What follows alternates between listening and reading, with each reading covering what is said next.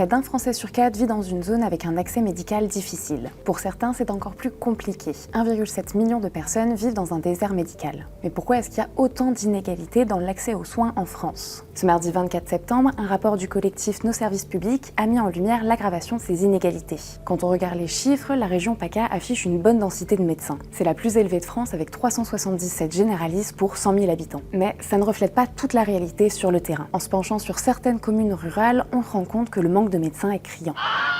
Prenons Vidauban, une commune de plus de 12 000 habitants dans le Var. En l'espace d'un an, la ville est passée de 7 à seulement 3 généralistes. En schématisant, chaque médecin doit prendre en charge plus de 4 000 patients. Cette situation laisse des milliers d'habitants avec un accès extrêmement limité aux soins. Plusieurs facteurs rentrent en jeu pour expliquer ces inégalités géographiques. Tout d'abord, les jeunes médecins privilégient les grandes villes comme Nice ou Marseille pour les opportunités professionnelles, la qualité de vie et la facilité aux infrastructures. En revanche, les zones rurales, souvent moins attractives, peinent à retenir ces professionnels de santé malgré un besoin croissant. Résultat, des déserts médicaux se créent où l'accès à un médecin devient un véritable casse-tête. Le rapport souligne également que les inégalités ne s'arrêtent pas à la géographie. Les inégalités sociales rentrent aussi en jeu.